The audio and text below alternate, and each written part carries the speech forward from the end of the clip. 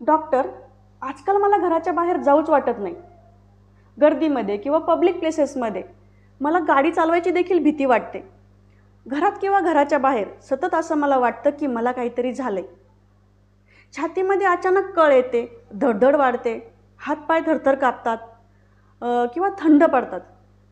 दम लागायला लागतो, असं गुदमरल्यासारखं होतं व माझा श्वास थांबतोय की काय असंच मला वाटायला लागतं.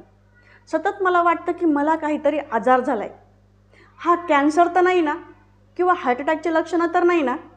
कित्येकदा तपासण्या केल्या पण रिपोर्ट माझे नॉर्मल येतात. मला अचानक रडायला येतं. कुठे काही प्रवासाला जायचं ठरलं की लगेच मला जुलाब चालू होतात किंवा मला अचानक सूज येते. त्यामुळे माझा प्रवासच बंद झालाय. रात्री लवकर झोप येत नाही. सारखे विचार चालू असतात, आज काय होईल, उद्या काय होईल, किंवा मला काहीतरी आजार तर झाला नाही ना. असे भीतीदायक विचार चालू असतात. बाहेरून सर्वांना मी खूप नॉर्मल वाटतो, पण आतून मात्र एक वादळ चालू असतं विचारांचं. तर ही सर्व लक्षणं असतात अँझायटीची. होमिओपॅथीमध्ये आहे अँझायटीसाठी अचूक सोल्युशन. या उपचारांचे काही साईड इफेक्ट नसतात, कारण होमिओपॅथीमध्ये पेशंटच्या मनाचा विचार केला जातो.